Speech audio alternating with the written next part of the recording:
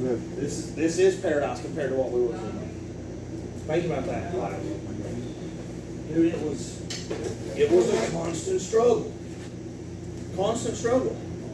Getting high felt great, but it was hard to do. It was hard. You know what I mean? Like, you had to put up a bull crap. I mean, for real. Like, dude, especially like when I was doing pain pills and stuff, it would take me 6 hours just to get them. They'd be like, wait on me down here, I'll be right back. I'm going to go up here and I'll come back. And I'll be hours. Where are you at? I'm at the doctor. Yeah, I'm like, what the heck? Where are you at? Dude, I mean, it was just, every day was a struggle. Every day was a struggle. You had to, whatever they call it hustling, right?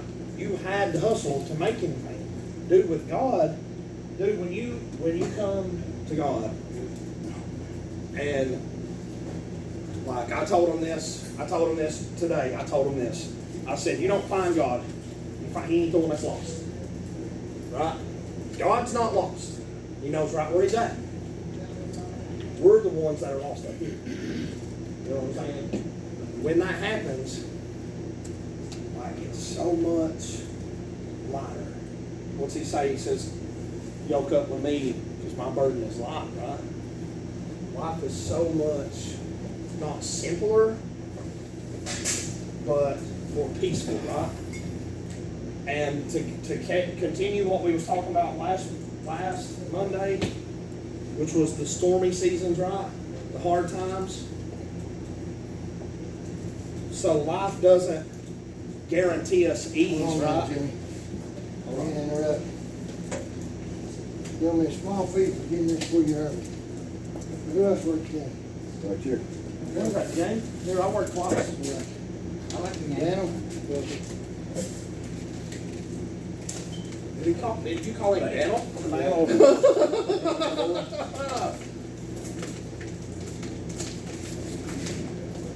else works? Chris and Kyle. Kyle. He's right upstairs. Sorry, Jimmy. I didn't hear Good, you. brother. Good. Here, give me a phone. Go and get my man. Tell him to come on. Tell him to be gone.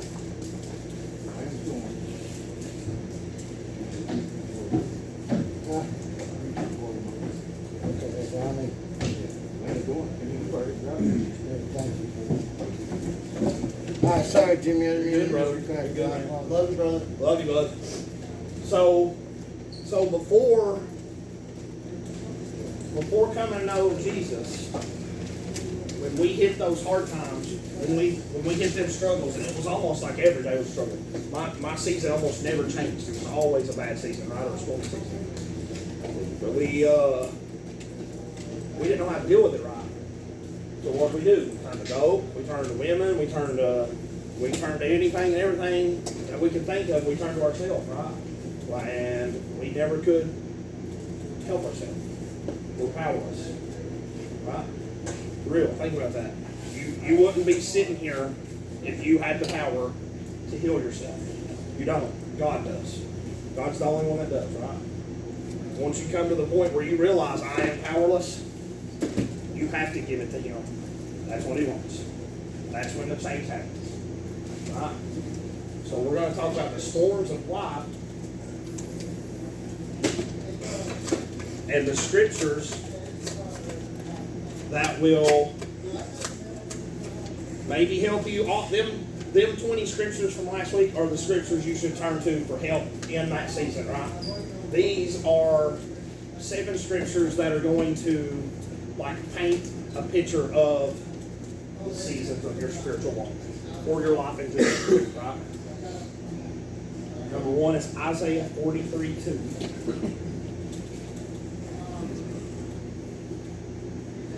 Isaiah 43:2. This is what it says. I'm going to trip over that because I'm so daggone clumsy. It says, and check it out because you'll see a common thread in this verse, right? When you pass through the waters, I will be with you. When you pass through the rivers, they will not sweep over you. When you walk through the fire, you will not be burned. the flames will not set you ablaze. Notice how that verse says, when you walk through fire, when you get in the rivers, when you are overcome by flood. Storms will come. For sure. The Bible guarantees it. I'm like, well, crap. Yeah. You know what I'm saying? God himself says, you're going to hit a wall. You're going to hit a flood. You're going to hit a fire. You're going to drop a ball-peen hammer on your pinky toe. It's going to break. It's going to hurt. You're going to scream. It's going to hurt so bad that when you scream, you won't make a noise. That's happened to me before, okay? So the referral to the waters, like, and then the fire, the same thing as The storm. Yes, the flood, the river, and the fire are all stormy season of not only your life, but of your spiritual walk. Right? Like, they're inevitable and they're unavoidable a lot of times. Did you just bust that pin in your mouth? Oh, God.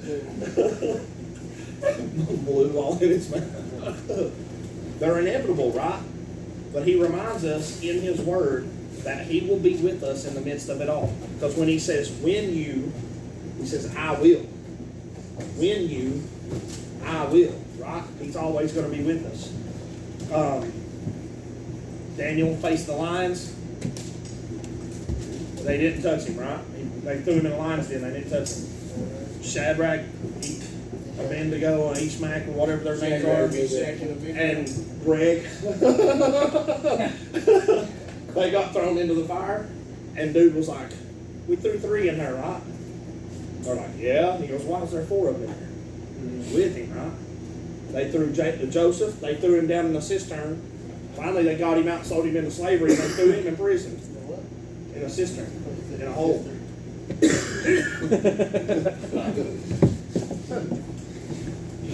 Golly, bro.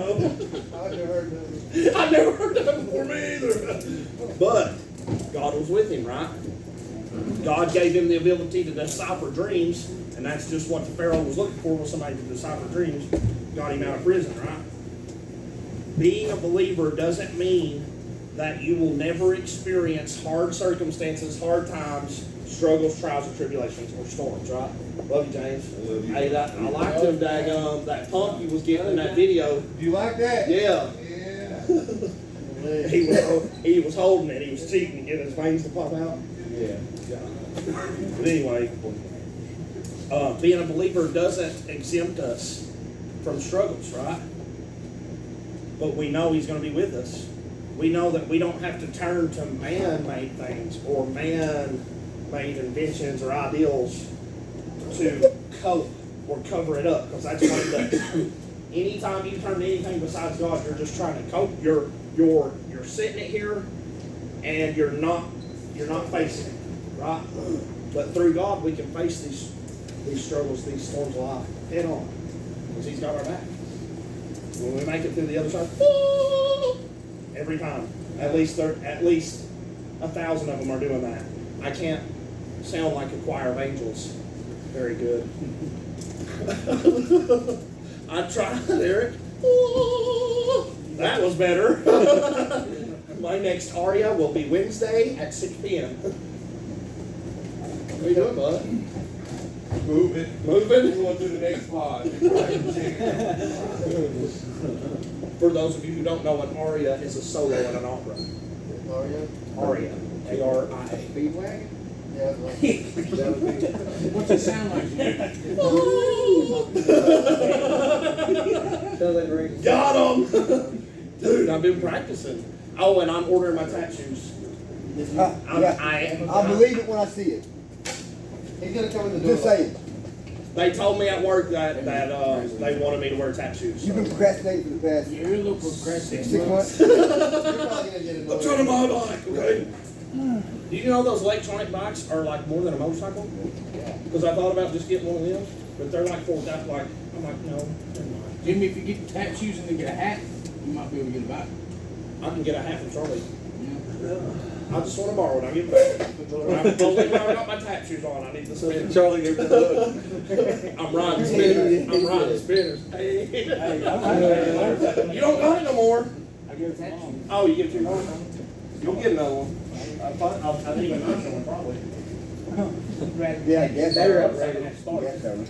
Yeah, like you have to just crank it. It's gonna take off. Matthew 24:42. You can have chin strap in there. Hang on. Matthew 24:42. Therefore, stay awake, for you do not know on what day your Lord is coming back. Stay awake. Be on the lookout. I was real good at that. Keep watch. Yeah, but you were. You didn't know what nothing was. He was everywhere. He's telling us to heed the warnings, right? No. To heed means to listen to watch for, or to be cautious of, right? Aware. So he reminds us, God reminds us in his word to stay aware, right? To wake up to what's surrounding us and is around us at all times. It's really easy at times to ignore warnings and to just continue on our own way, thinking somehow that we know better, or that we'll be spared, or that we can find our own solution, you know. But you might, when you get so engulfed in yourself, you might miss the way out that God has laid out for you. So now you're in that season longer, right? So we need to heed, like, we need to stay awake. That's what he says, right? Stay awake. Stay on your toes. And we keep you guys on your toes. You heard that? What Jesus told them, he told them 3 times in the garden. He come back, man, will you wake up? Wake up! Pray with me for a minute. He went over there, prayed a little bit, come back, they're sleeping in. Okay? Guys, dang it! You know what I'm saying? So stay awake, stay alert, stay aware, no matter what season you're in. Like if you get caught up in the grief and the sorrow and the sadness and the anger and all these emotions, you get caught up in your human emotions, you can't see clearly, right? You can't see clearly through tear-stained eyes. And I don't care if you're mad, sad, or whatever, dude, you're going to go through emotions. You can't see right. Right? You see red, not right. Stay awake. Take heed. Look out for the signs that God's throwing your way. And if you don't know God, you're not going to recognize the signs. How do we know God? The Word. Right? Faith comes by hearing, and hearing by the Word, right? Ephesians 5:15 through 17.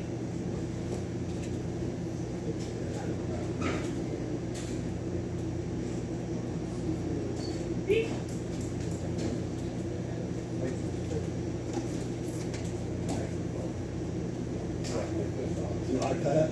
Everybody around's like, I'm honking my horn at these guys broke down on the side of the road, sitting in the grass, 2 cars, 2 minivans, and I'm going, No. It was awesome because I just left Lagos and Chip was there getting gas, so I know he'd be right there. I thought about that as I drove away. I was like, I wonder what them people would think because there's lines of cars. What is circumspect? That means mostly? Circumspect. I'll give you the definition.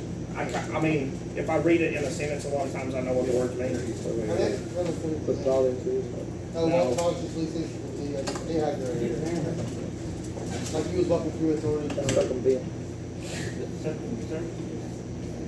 Unwilling to take risks. To be circumspect is to be unwilling to take risks. So if you know in your heart through conviction or through experience that something's wrong, why would you turn back to it thinking that the outcome might be different?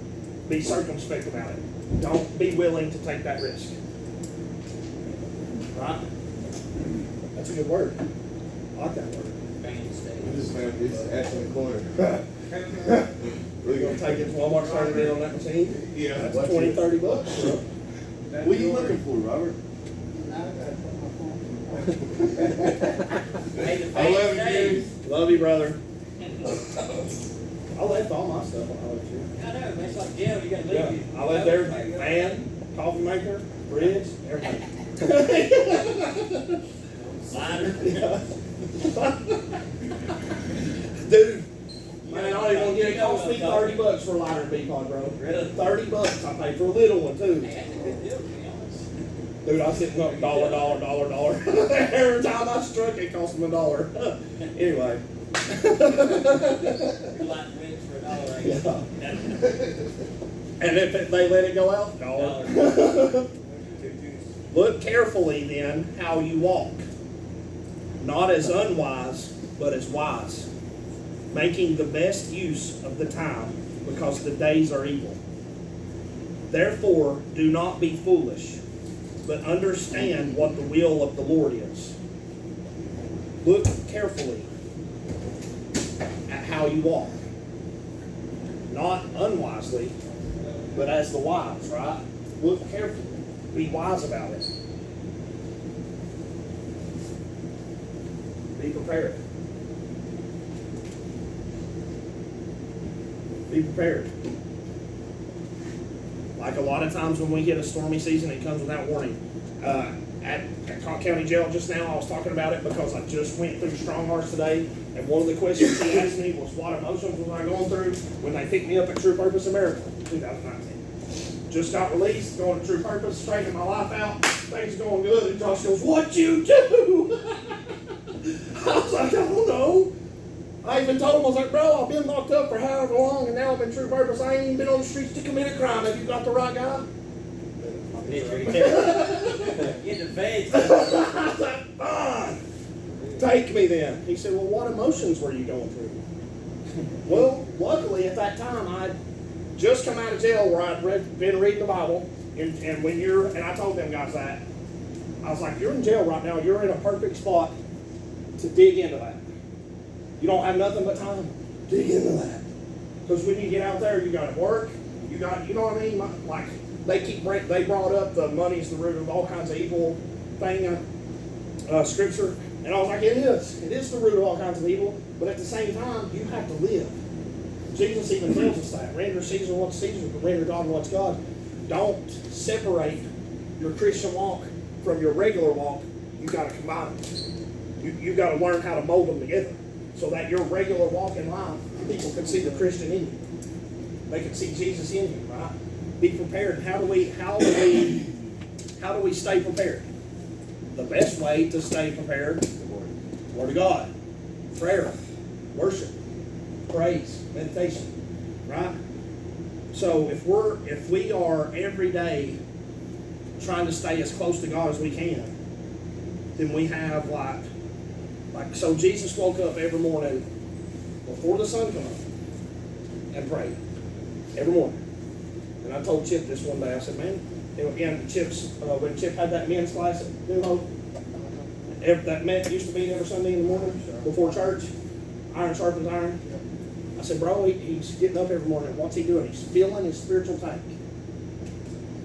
He's stopping at daggone BP, except it's G-O-D, and he's filling his spiritual tank. Right? If we stay full with the Spirit, we're going to be prepared for anything that comes our way. Right? Being spiritually prepared will also, at the same time, make us mentally and physically prepared. Because through God, like, everything's possible, right? Ain't that what it says? You remember the sermon at the when you got ordained, where you saying picture about staying caught up with the Holy Spirit? Staying caught up with the Holy Spirit. Yeah, because at the time that I got ordained, his slogan at that time and like the things that he was teaching on was saying, what did he call it? Because he kept saying we're getting ready to enter a season of promotion, spiritual promotion, right? So more maturity, more responsibility, more pay, more blessings, right? More grace. Grace is infinite. Grace is infinite. There's no end to love, grace, mercy. There's no end to it, right? So if we are walking with God every day, we're prepared. We're prepared. His word is one of the best ways. Prayer is one of the best ways. Combine them both and watch even more power, right? Meditation. So like when you read the word, don't just read it, put it down, and go on about your day. Like if you don't understand something, think about it. Meditation simply means to think about something for a long time, or for a period of time. To think about it, think it over, and try to figure out what it really means or what it really is. That's what meditation is, right? So when he says meditate on my word, don't just read my word, don't just listen to my word. Think about it, right? So if we're prepared inside, we will be prepared outside. So if we're prepared spiritually, we will be prepared physically. And the better equipped we are through him, the more ruthless we can be towards sin.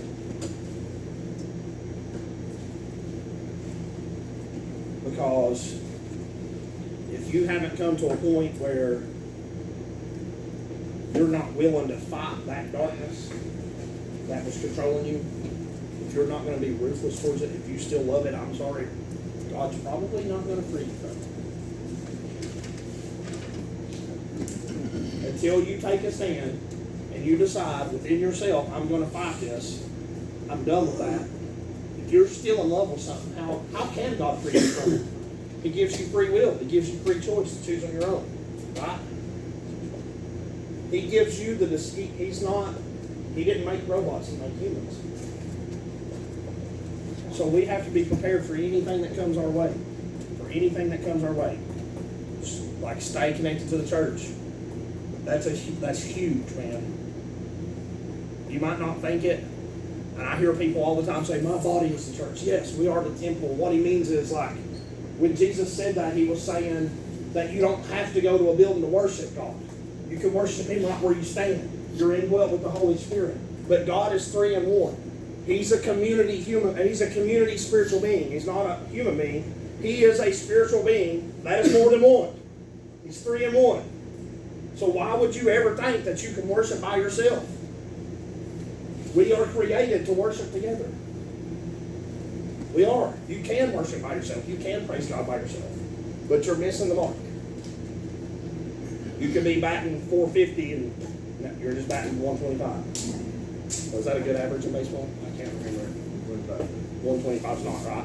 450 is good though, right? Yeah. If you worship with others, your batting average goes up to 450. If you worship alone, your batting average is 125. You still hit the ball every now and then. It's not as much, right? About like him. Nobody ever hit a home run with him though in the outfield. If he can catch. If he can catch the ball. Psalm 46:2.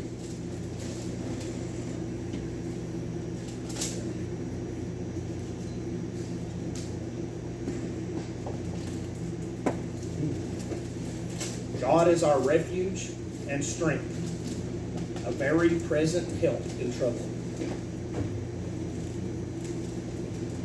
God is our refuge. God is our strength. What else does it say? It says he's our strong tower. He's our redeemer. He's our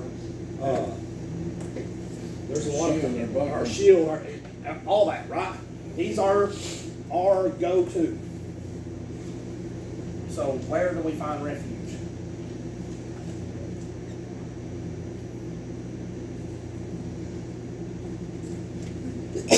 Before coming here, I know where you found it. A needle, a bottle, a joint. What?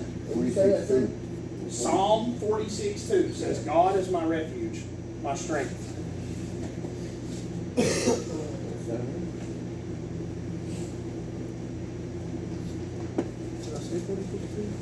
Hold on.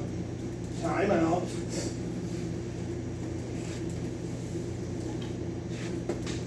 You might be right, dude. I might have the wrong verse.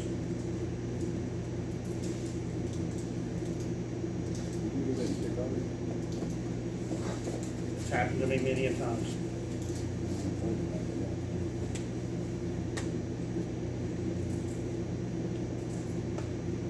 46:1. Look, read number 1. God is our refuge. Okay.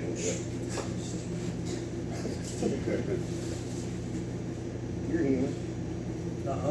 Man. Sounds good. That's why all my brain cells are in my appendages. That's how come I'm still this smart. Huh? Okay, right. Yep. Told you. Like an octopus. No, I'm only one. Octopi's more than one. We're all together.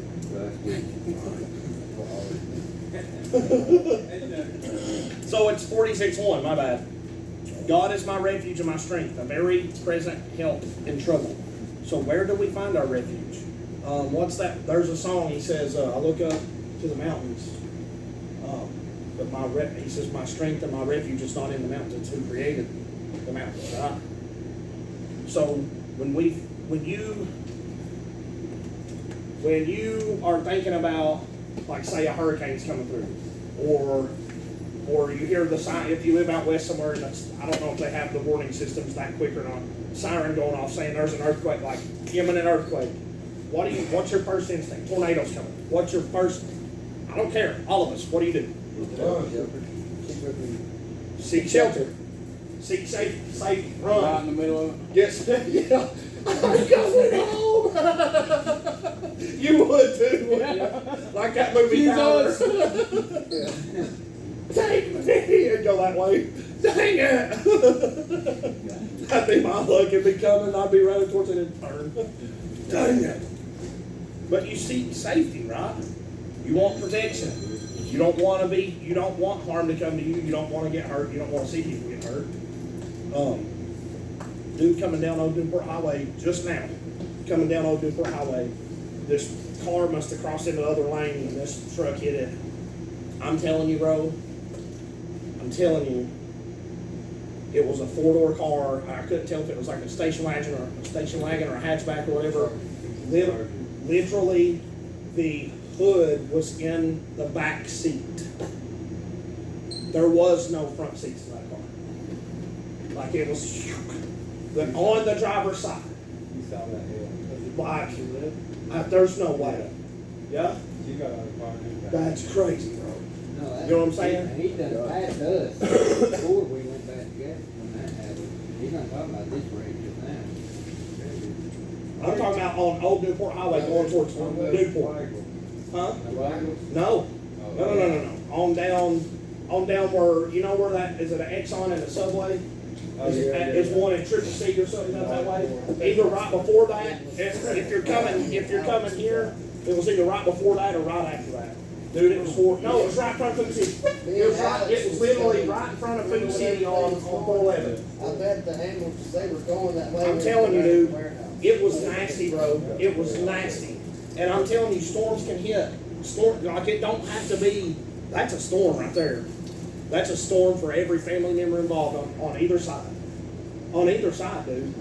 Because if somebody was driving, what if they weren't? Even if you weren't, man, you're just driving, happy, singing worship music, and all of a sudden somebody crosses into your lane. Boom, they die, you live.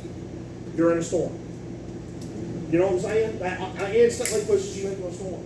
Where do you find your refuge? Where do you turn? It's gotta be. It's gotta be, dude. If not, we're gonna fall, right?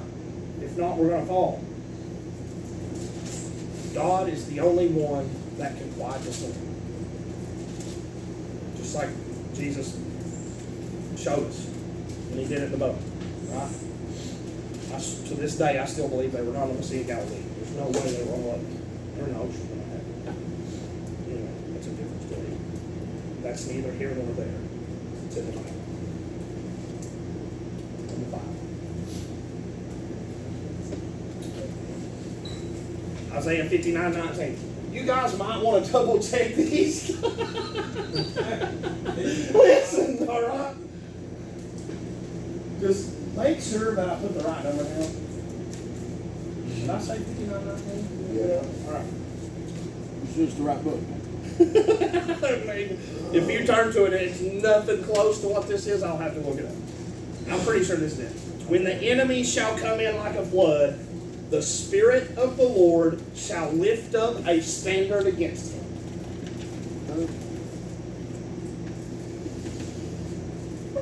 Say 59-19? Dang it! Yeah, that's.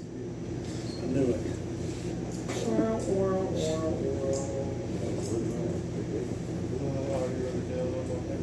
It's all right. It's the right. It's the right. It is Isaiah 59:19. Hold on. Yes. Yes. It's 59:19. It's not. So shall they fear the name of the Lord from the west and his glory from the rising sun. When the enemy shall come in like a flood, the Spirit of the Lord shall lift up a standard against him. Now, when it says standard against him, we think that means that Battle play. no, there's only so much he'll do himself, and the rest of the battle's up to you. Did you think that what standard means? Standard was a flag that they used to represent, like during war, like you raise your standard to represent your king. Right.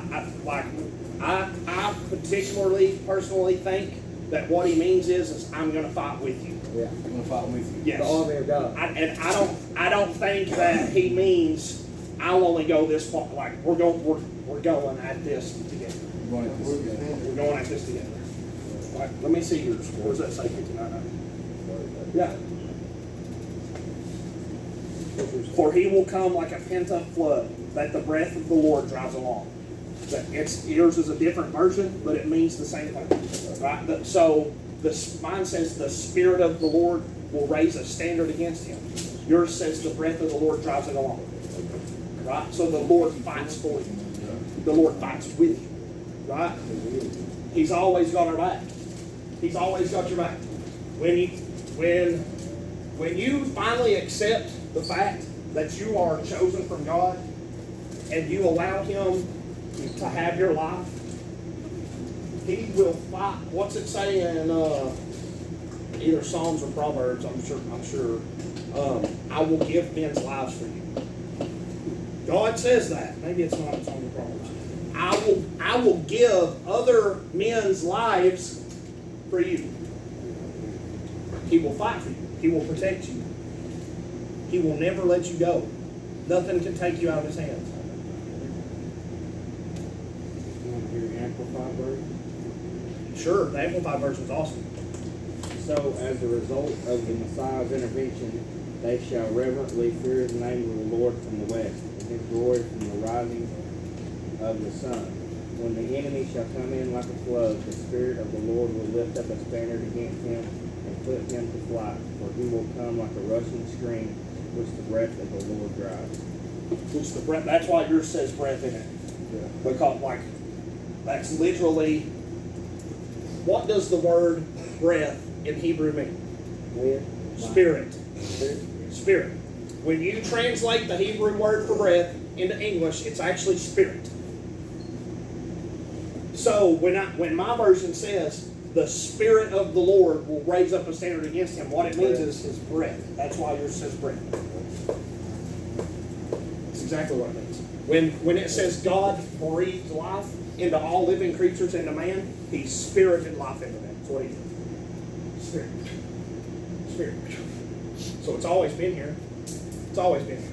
When Jesus died and ascended, he gave it a different job. That's all he did. Gave it a different job. Turned it on. Spirit's going, yeah. Right?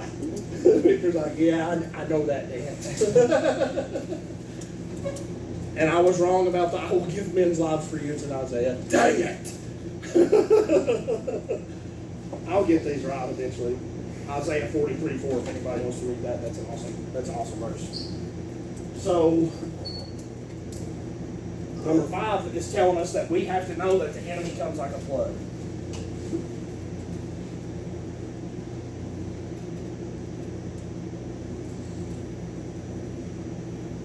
The enemy comes like a flood. He's trying to, what does the enemy come to do? What's it say? It's John, yeah, 14, is it John 10:6 or John 14? John 10:10, yeah. He comes to kill, steal, and destroy. And he comes in and wreaks havoc. Now, most of the time, when we hit a stormy life patch or a season of storms or struggles, a lot of it is brought on because we live in a fallen world. The devil don't really break a sweat until you start getting closer to God. Once you start getting closer to God, then he actually starts sweating. Now he has to work. Before he didn't have to do nothing. You did it yourself. Now he has to work. So guess what? He ups the ante. He ups the ante. He comes at you like a flood. He don't come at you like a buggy, like a little gnat that you could swat at. Or be, dude, so I get in my car to come here. I get in my car and something, like literally something falls visibly in my lap. And I'm like, what the heck? And I look down, I thought it was a yellow jacket, but I think it was like a, not a bumblebee. What's the other ones? Huh? Honey. Yeah. Yeah. It wasn't too big. It wasn't real big, but it was yellow and black, right? But it wasn't small enough to be a sweat bee. It was like, it was big enough for me to see. And I was like, ah! I opened my door, caught county police coming down the road. I'm like, I thought I was going to die. You know? He come at me like a flood right then. That was an attack. Hilarious, like God. You're coming tree. Hey, this stuff, back to that Isaiah part, the 43:4. Yep. Say, Let me read yours. You got a weird, what do you read? New International Version? Pretty good. Since you are precious and honored in my sight, and because I love you, I will give people in exchange for you. I will exchange nations for your life. Nations of people for your life. Because I love you and you're precious to me. And you accepted my gift. Right? I can give you a gift all day long and you can go sit it on your stand up there and never open it. Never know what it is. Never know how to use it. Never know, you know what I mean? It could be a tattoo or a watch. Could have $10,000 sitting in that box. You know what I'm saying? We've got the gift. We just got to open it. We've got the gift. It's in here already. He breathed it into us at the beginning of creation. Open it. Take the daggum bow off and open it.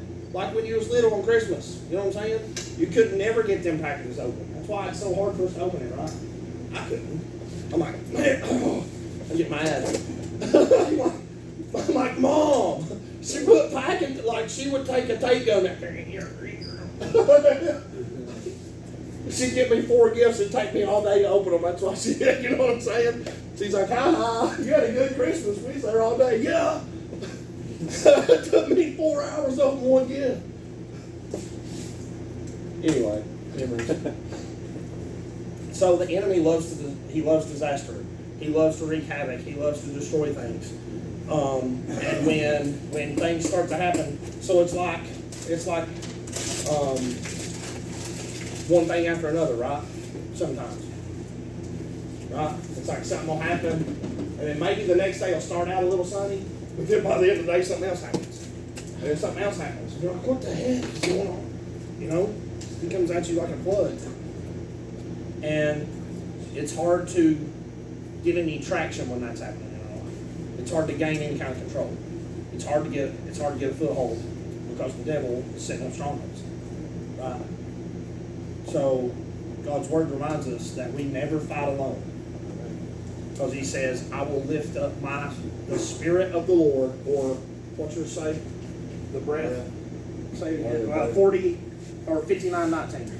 I like the way you put that. The breath of the Lord drives it along. The Spirit of the Lord will set up a standard against the enemy's attacks. Right? We are never alone. He always fights for us. Always fights with us. And actually, for him to fight for you, you have to be with him from the get-go. Right?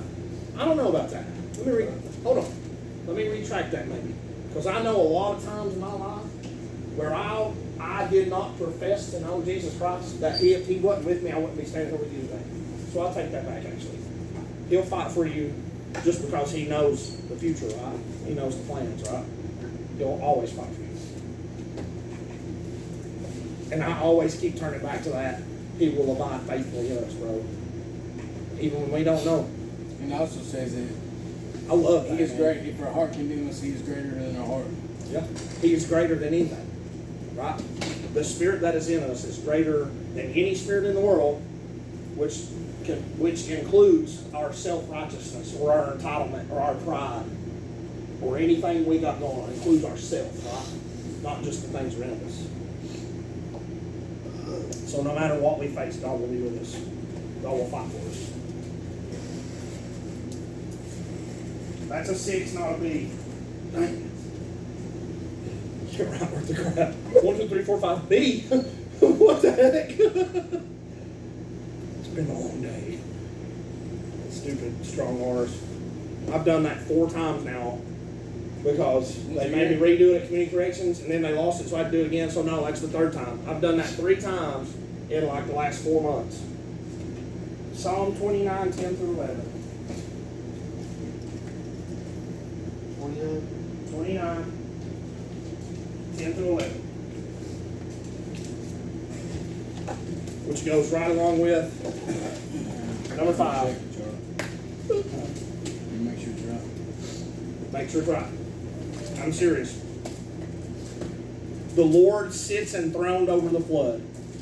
The Lord sits enthroned as King forever. May the Lord give strength to his people. May the Lord bless his people with peace. So, even though the enemy... Huh? I said, nailed it. Yeah. Sweet. I'm on point with that one. So, the enemy comes at us like a flood, but guess what? God is over the flood. Storms of life hit you out of the blue. There's no warning. There's no, hey, get ready. It's just bam, all of a sudden, you're in between a rock and a hard place. God's over that. God's over that. He's all powerful, right? He's over anything that happens to us. When I was at Cotton County Jail, I told them, because they've got a PlayStation and everything in their jail cell. It's the craziest jail cell. It looks like a real jail cell with bars and everything, but they've got a TV. Well, most of them do nowadays, I guess. But they got a PlayStation. They're allowed to smoke in the back. They got mad. Yeah, it's crazy. I was like, so think about this. I was like, God ain't up there kicking it like you guys are down here. He ain't up there playing PlayStation and looking for Doritos. He's looking over every single human being on this planet at all times. Watching them. Watching what they go. Watching what they do. Looking at their heart. Right? He isn't just dilly-dallying or gallivanting. Right? He ain't up there politicking. That's what I like to do. He's not us. He sits enthroned over the enemy's attacks. Right? He's still in control. He gives us free will to choose, but his will always prevail. So you might make the wrong choice, but then 2 more wrong choices and 1 right choice puts you right back where he needs you. Right? Or ask Samson. 47 wrong choices has put him right back where God needed him. wrong, all the way around. To do what God wanted him to do. Right? So your flood may not literally be standing water like my hometown in Kentucky that got literally flooded out, ruined, I don't know how many houses, killed 25 people. But it's, if you think about the storms that we go through, where do they start? They start in your thoughts because you perceive something. Or they start in your emotions because you feel something, right? You think somebody meant something. You think, you know what I mean? I remember being in this program, like, they're making me work at these go-kart tracks. This is crazy. You know what I mean? Like, and I just come out of being locked up. Where I couldn't, like, we didn't even go outside for like 9 months. You know? Like, they didn't have enough guards to take us outside. Like, what the heck? Hire somebody. You know? I didn't know what it was like out here. I didn't know that nobody wanted to work. You know? But it's like I just come out of that and I'm perceiving it. I'm like, I get to wake up every day and have a wonderfully cooked meal by Larry.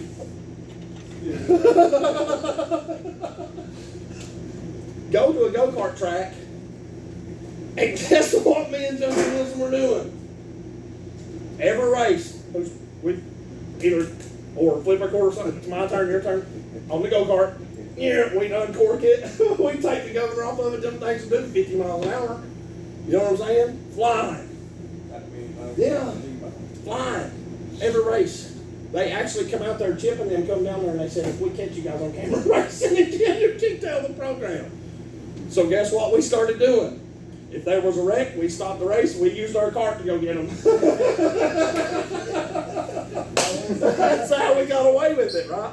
We kept it uncorked, we kept it running under the bridge at Laserport. Well, not under the bridge, but like where the shed is back there. We kept it running under there. If there was a wreck, we didn't run up the spiral to go get the wreck. We drove. Right? So I was having fun. But every morning I hated it. I hated it because I felt they were making me do it. They're making me do it. They won't give me no opportunity to go do that else. I sat in Russell's office 2 or 3 times asking to let me go work somewhere else. No, we need you there. No, we need you there. So I'm perceiving things a certain way. He was right. They needed me there. They did. Like for real. Like, I'm looking back on it. I can't tell you how many times I had to work that track all by myself because Harmon would die. I would turn around and I'd be getting a call on the microphone. I'm dead. You got me. I'm like, dang it. Oh, here I am by myself again. You know what I mean? Like those tracks will make or break you. I'm really not sure if there was anybody in the program at the time that could have dealt with that. Like literally, I'm packing Harmon down the hill. He broke his leg and his arm. Yeah. And then dislocated his shoulder because he tripped on the laundry. And then choked on a hot dog and almost died. Then he has a heart attack. And riding home, he starts playing like he's having another heart attack. Yeah. Guys, keep him in your prayers because he's bleeding internally. And they still haven't found they're taking him on, I think he said the 10th. They're taking him on the 10th and they're going to scope him and all that to try to find him. Keep him in your prayers. But God's over that. And eventually you'll walk through it. Eventually the waters will part. Eventually the sun will come up. Eventually the rain stops. You know what I mean? It does. It does. Like I told them at the jail down there, I said, I walked through a season of my life for 20 years. I was getting high for 20 years. That was a long season. A long season. And the last 12 of it, I was shooting up and I couldn't get out. Couldn't find a way out. Couldn't find the door. I was so high, I couldn't even get off the stool I was sitting on. You know, I'm sitting on it, I'm like, I'm not moving. That's how I felt. Stuck for 12 years. You know, eventually there's a way out. Ask Abraham, 100 years before he had a kid. 100 years before he had a kid. How long was Joseph in prison? 12 years? 10, 12, something like that before he got pulled out of there? 2, I don't know. He's in prison a long time. 12 or 14. Yeah, he was in prison for quite some time. You know, before they pulled it. He was there so long that his brothers forgot what he looked like. Because when they finally made him the head and the famine hit, they had to come to him to get food. They didn't even know who he was. Didn't even recognize him. And he's looking at him like, oh my God, they're going to recognize me. They didn't recognize him. So he played with them. He was like, you idiots. You know, he's talking to them all kinds of crazy. And they're like, please, please. Yeah, he put their money back in like they stole it back and everything, dude. That's a good, I like that story, bro. That's pretty cool. I wish I could have thought of something like that. You know what I mean? Like he was driving the gas truck for real. For real, wasn't he? They're scared to death. Finally, he's like, I'm your brother. What do you think you're looking at? I'm your brother. God will help you. God's over that. He literally stands over everything we face. No matter what we struggle or what we're up against, we may be knee deep in hurt and wading through a mess, but God is over it all, right? Don't doubt for a minute that He doesn't see every trouble you face. Every one of them. Cut yourself shaving. God sees it. Cut yourself shaving. God sees it. Ow! Bleeds forever. You know what I'm saying? He see, I don't care what it is. That might be, that might be your struggle for today. Like you stub your toe or drop a ball-peen hammer on it. Drop something on the very top of your foot. I kicked a piece off in the mud. Listen, like, let something hit your foot right there, barefooted, like a big can of Dinty Moore. That's really what it was. Sounds personal. Oh, good night. Metatarsal bone. Metatarsals. There's 5.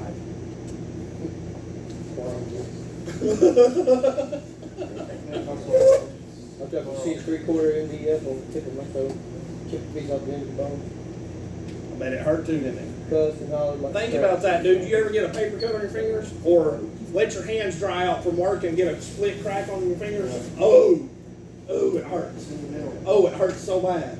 You know what I'm saying? Like, they hurt. Number 7, last but not least, there's a reason why it's the end. Hold on, I have to look it up. I'm gonna, whatever, I just said that. I'm gonna make sure it's right.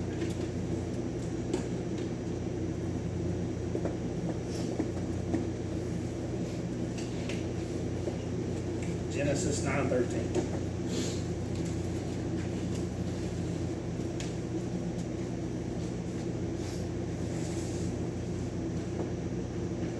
He says, I will set my rainbow in the clouds, and it will be a sign of the covenant between me and the earth.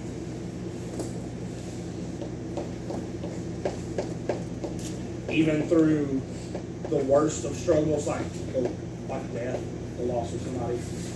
You guys, if anybody that you know personally overdoses, I mean, that stuff hits you. You know what I'm saying? It can take your breath away. It can, like, literally, it can change your whole outlook on the day, the week, the month, however long you're in that moment of grief or that time of grief and sorrow.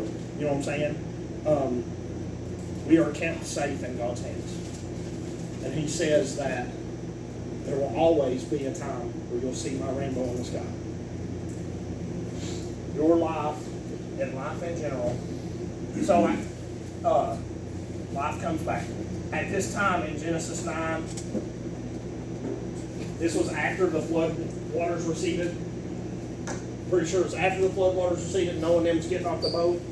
And God is saying, you and your family will now repopulate the earth. Life comes back. The animals that you put on here 2 by 2 by 2 by 2 by 2 will repopulate the earth. And start the animal kingdom back up. Life comes back. He did go on to say that he would, the rainbow was a sign that he would never kill humanity with floods again.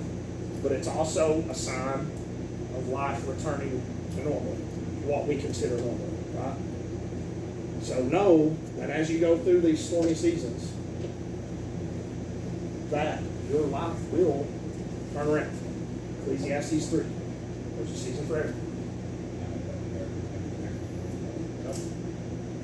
That's an amazing chapter. There's a season for everything. And they all come to an end. They all have a beginning, they all have an end. Sometimes they're longer, sometimes they're shorter. But with God we can get through them. And don't forget that in your season of blessing, like when you're walking out your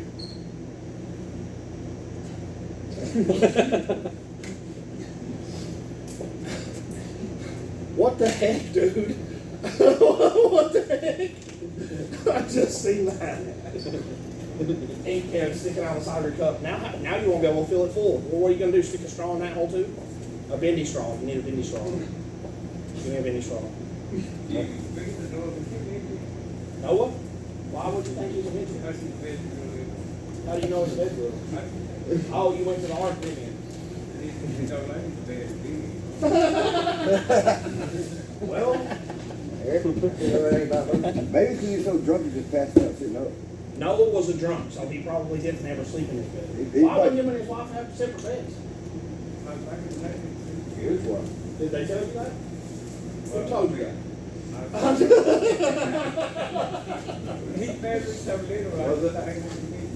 I don't know. I'm pretty sure they have no idea what the inside of the ark actually looked like. They know the dimensions of the ark, how long it was, how wide it was, how tall it was. They know how big it was. But they don't know for sure what the inside of it looked like. This year, Dick-Ray didn't put that in it. He might have been, yeah. But dude, he built a boat that was taller than his house. I was 7 stories high, 510 feet long. See? Took 148 years. Yeah. It's huge, bro. Yeah, I was Huge, man. I watched the video. So the guy was trying to debunk science. Science was trying to tell him that the ark wasn't big enough to fit all the animals 2 by 2 by 2 by 2 by 2. Oh, it was. And With room to spare. I read on one of the books you brought back, and it said like, it wasn't like every, it was like, you know, so like dogs, you got wolves, different like breeds of them. It was like one, it was dogs, it wasn't like wolves. Right. It didn't have Rots, Chihuahuas. It didn't have them all. It just had 2 dogs, 2 wolves, 2 sheep, 2 goats, 2 wolves, two mosquitoes. There's 40,000 species of mosquitoes. All I had was 2, because they will.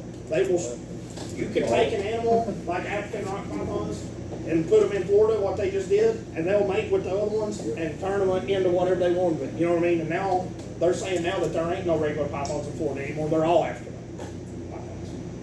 There's no regular ones anymore. So if it's flood, that's been all the sea animals. No, there was already sea animals. Yeah, they didn't have to go on the boat, bud. Yeah, they could breathe the water.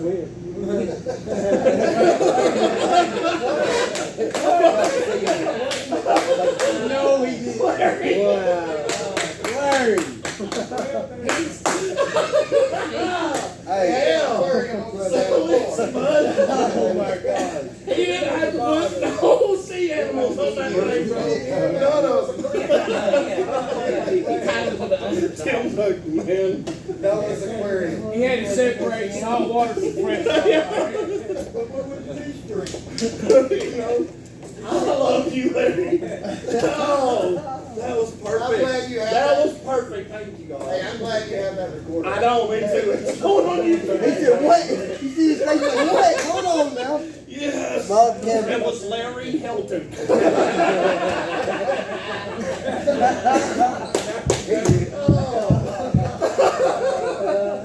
I love you guys. Who wants to pray us out? Jamie, how Larry? What about you?